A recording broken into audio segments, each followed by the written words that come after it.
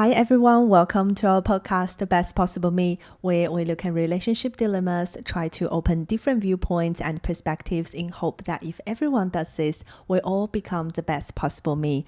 My name is Cindy. And my name is Ayala. Yes, welcome to our episode number 8. Yes, we have made it this far. I feel very proud of ourselves. Yes.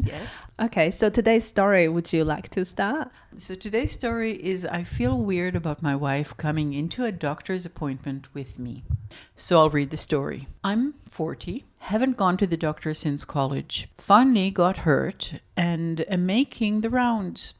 My wife wants to take a day off and not just drive me, but come into the office and talk to the doctor during the exam. I'm not dying. It's just broken bone. This feels very weird to me, like she wants to mother me or doesn't trust I'll listen or understand what the doctor says. She says she's just wanting to be supportive. I guess I don't have any good reasons for her not to be there.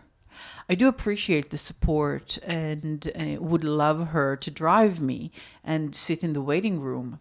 But she's talking about it as if it's a personal attack. I'd rather do this alone. Is going into the doctor with my spouse normal?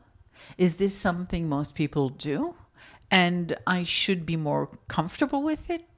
I don't know. Okay, that's the story. It's a rather short one, isn't it? It is a short one. But I guess I appreciate the genuine of this person posted online, whatever platform it is, and asking the question. Yes. Instead of shutting it down, maybe in front of his wife immediately. True. And the fact that he actually posts this means that he is comfortable enough to actually ask other people what is normal and what isn't. Because in his eyes, it's not normal.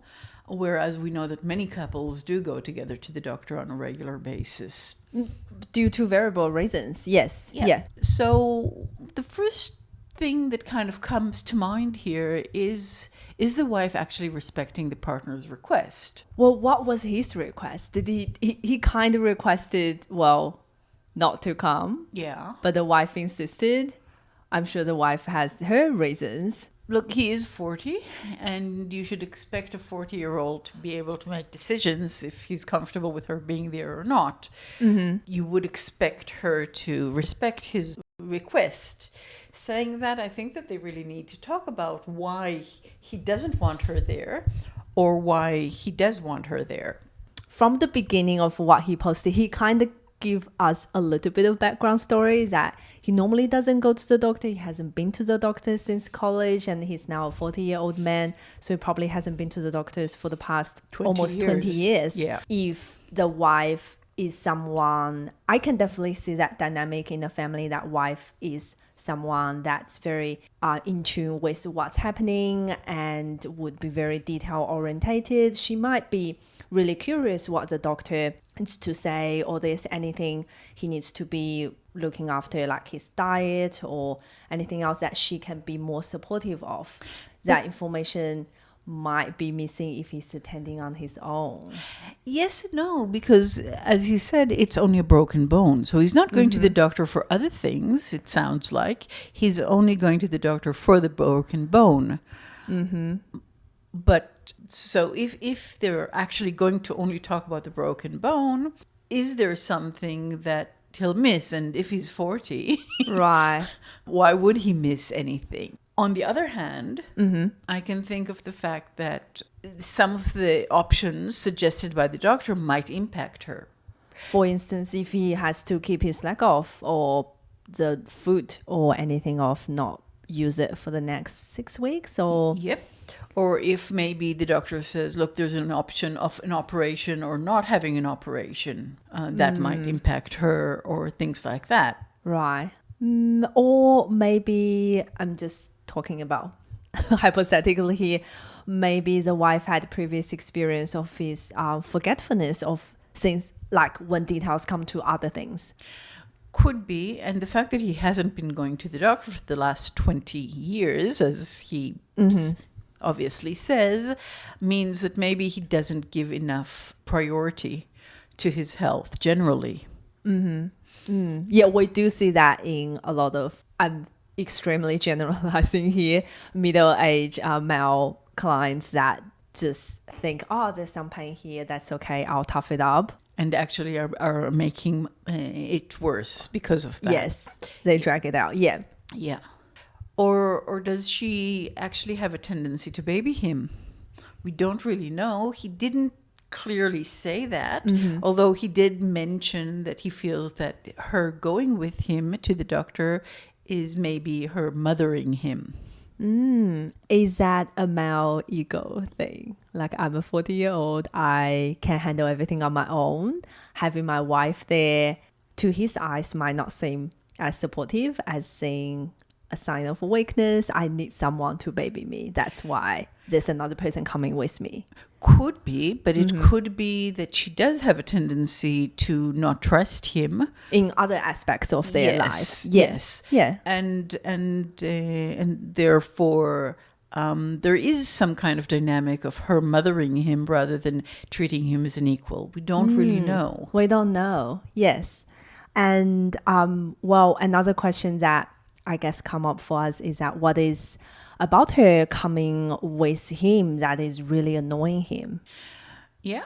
That's a good question. So is it a feeling that she doesn't actually trust him? Mm-hmm. Is it his feeling of lack of autonomy, maybe? Right, we don't know. Yeah. Makes him feel as if he's not in control, feels overly codependent in the relationship.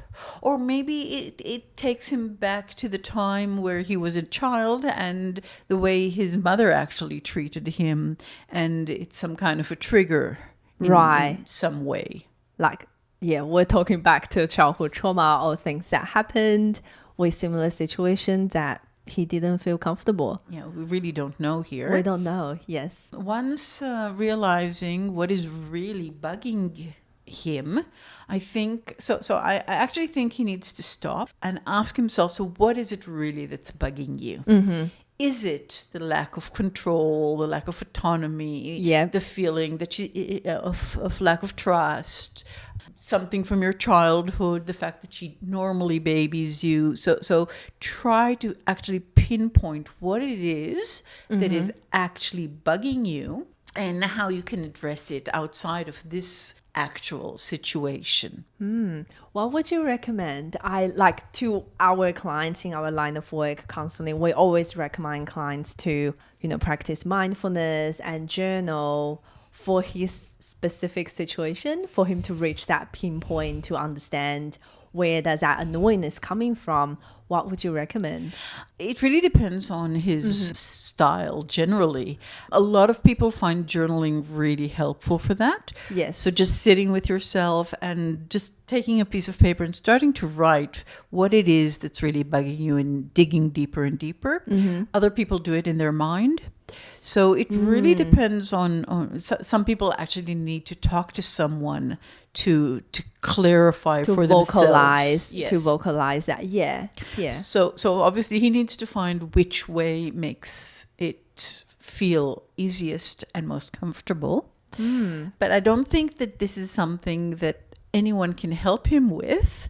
So even if he does it through vocalizing, it's not the other person giving an opinion here. It's actually just listening, just being there and helping by asking more questions and allowing anything that comes up and pops up into his head just to be said. So if he is choosing, for example, to do it with his wife, the wife really needs to be open-minded here and not actually jump into conclusion and or take it personally, whatever he says, but rather just allow him to debrief and talk about everything that pops into his head. If he's afraid that if he does it with his wife, for example, she might take offense to something or take it too personally, or put in her own opinions, then maybe journaling might be the better option, because when you're journaling you can always then throw away the paper you can burn it, you can burn it. But when you make time for yourself, sit down and, like you said, grab a pen, write it on a piece of paper, you will really sitting with your own thoughts and things will come to you. Yes. And Possibly by you actually recognizing what it is that is actually so difficult here in this situation, and taking it out of this specific situation, but looking at it in a more generical situation of, do I need control in everything? Do I not like people coming with me? Do I not like to hear other people's opinions?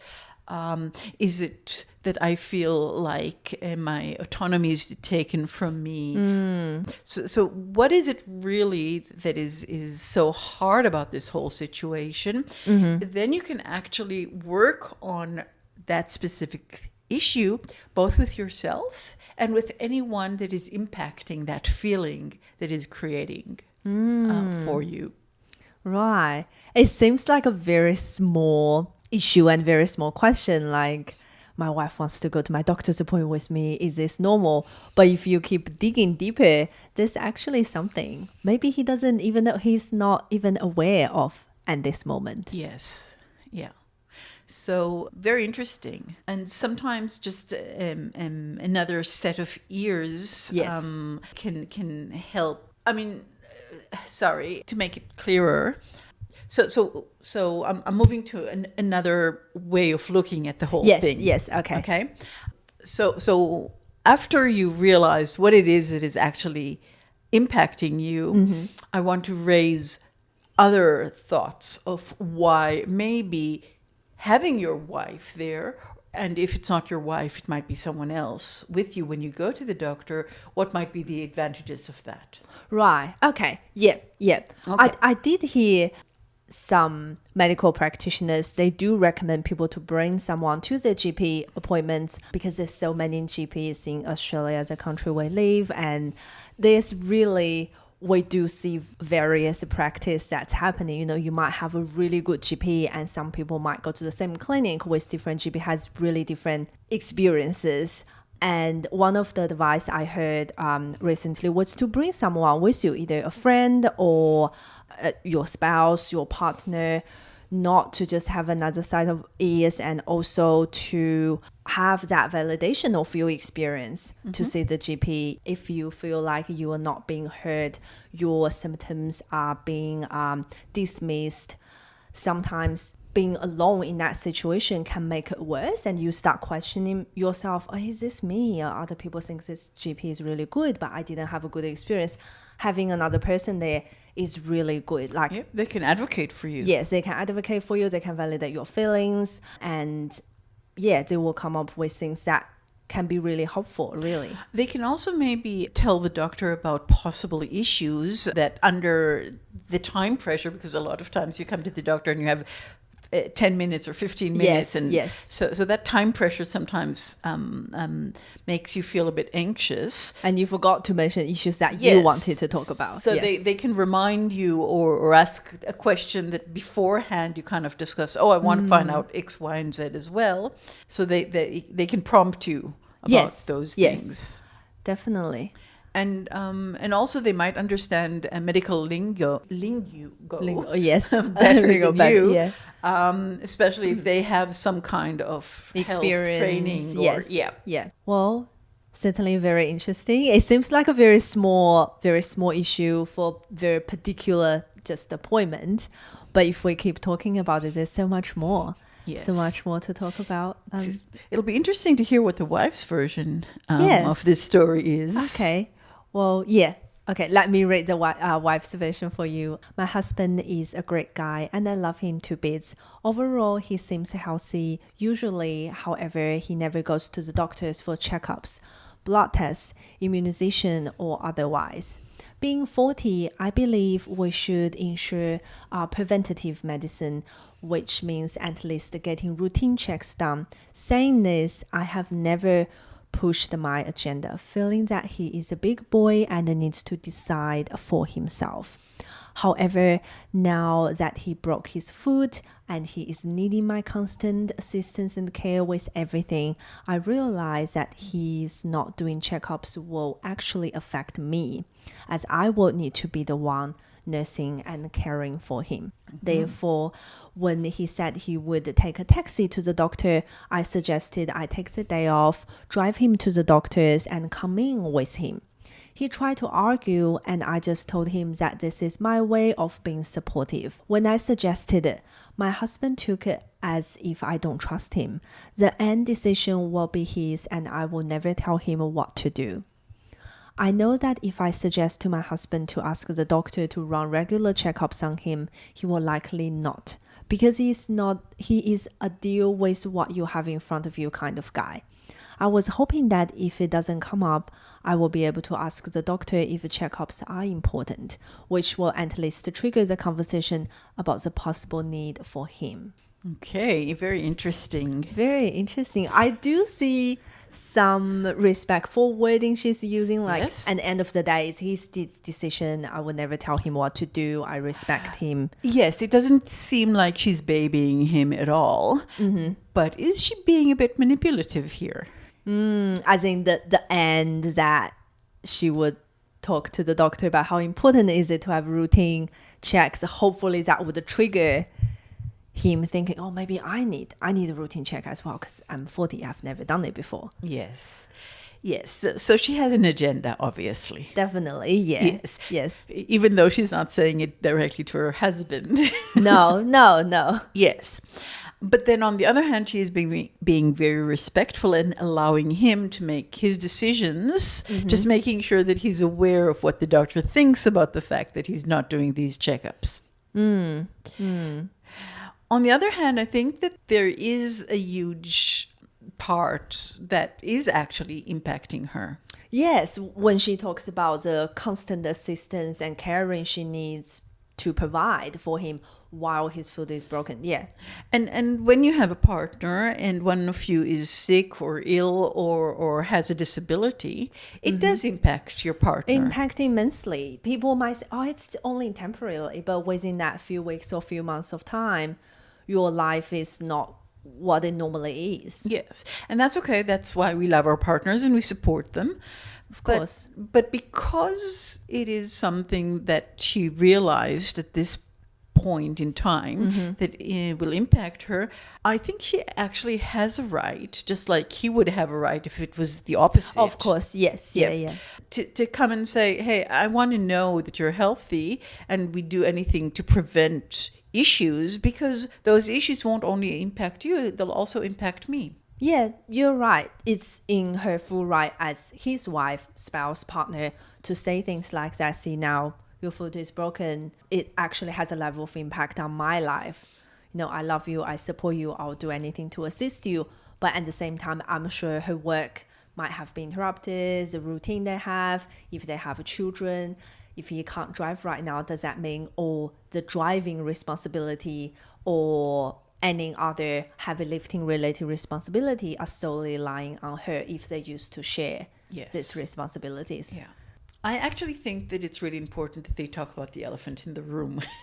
Yes, yeah. And in this case, the elephant is her worrying about the fact that he's not doing preventative checkups and how that might impact her. Yeah, so it's kind in a way it's on the wife to have that, to initiate that conversation. Yes.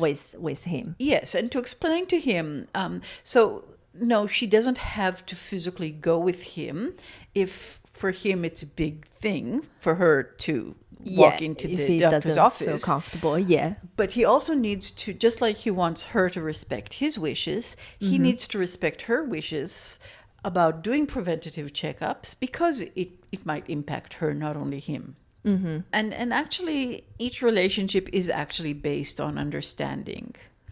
And this understanding might be discussed or might not be discussed. But is this relationship a mutually agreed no secrets relationship? Or is it an individual type of relationship, meaning that if I might have secrets from you, but then I will have to deal with the consequences of them on my own, and I'm not expecting you to deal with them. Or if this secret or issue does not affect on the other half, then does it need to be discussed? Well, the question is, if he breaks his leg, is there an expectation that she actually helps him? Or does he say, no, if I break my leg, I will pay for someone to come in and do all the things that otherwise would fall on my wife? That seems to be ridiculous, like Yes. my personal opinion. But I do, every relationship has different dynamics. There Yes. might be some people that might be the dynamic of their relationship. And that's why I'm saying that each relationship is actually based on some kind of a understanding of how yes. we work together, how we manage ourselves together, how we tick together. Yes, yes. So it's interesting what the dynamic here in this relationship For is. them, how has it been, Yes, really, for the until- past, how many years they've been married? Yeah. How has it been? And well, a question for you, Ayala, what's your thoughts preventative? I'm not going to talk about preventative medicine because we're not medical practitioners. Yep. We don't want to give medical advice, but what's your personal opinion on doing checkups, blood tests, stuff like that? Are you open to things like that? Personally, yes, I'm very open to that. I think that the earlier we know about an issue, Yes. the easier it is to actually deal with it, and the quicker it is to deal with it. Yes, of course. Meaning that we might prevent the situation to become much worse and Much bigger, yeah. much bigger, much more time until it resolves itself, or to get to a level that it can't resolve yourself, and now you have a chronic issue because you didn't deal with it when it was early. Yeah. Yeah. But that's my personal opinion. I know that other people think differently. And everyone's access to Medicare, to medical support and assistance are different around the world. Yeah, it might not be accessible for people when they notice a small issue. They might not have access to the medical needs, whatever they need to have that looked at until it becomes much bigger issue. Yes. And sometimes it's just really expensive to do the preventative stuff. So you kind of say, that's not that important. It's like getting your teeth cleaned every once a year or twice a year. Some yes. people do that, and some people say not. it's too expensive, and I'm not going down that path. So yes, each to their own, and I think that we need to respect each person's thoughts and way of life. Yes, what they value. Yeah. Yep. But then,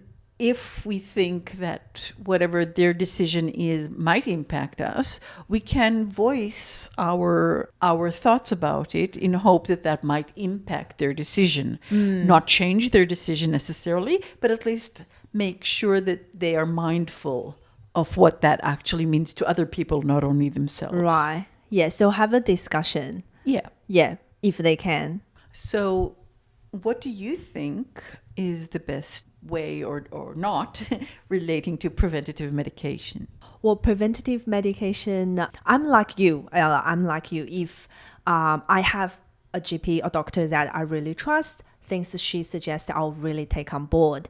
And I do constantly thinking about my health. I do prioritize my health. And if there are things that can be done now, if there are checks that can be done now, means we catch things earlier on before they're getting worse, I'm all on board for that. Okay. That's me. And I get my teeth cleaned twice a year.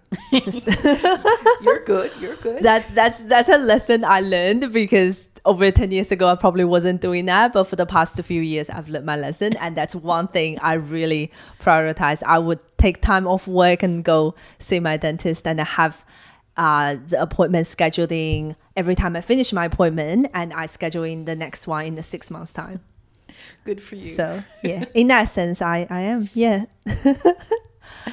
Well, we hope you enjoyed this chat. And again, like we always say, the importance is actually to recognize what it is that's bugging you and actually have the conversations. Yeah. Yeah, and find time for yourself to sit with that source and then dig a bit deeper. So you understand yourself a lot better, and understanding yourself better, I think that's really important in this day and life. We're so busy. We're getting so many information throwing at us every day with social media and internet. But a lot of the times we are kind of lost. Yeah. So thank you very much, Cindy. Thank you, Ayala. That's the end of this episode, and we will see you guys in the next episode. Bye. Thank you. Bye. Bye. If you also have a relationship dilemma that you are struggling with and you would like us to bring it up here anonymously, you can email us on bestpossibleme.podcast@gmail.com. You can also find the email address in our podcast bio. Don't forget to like and follow our podcast so you get the notification of each new episode. See you next week.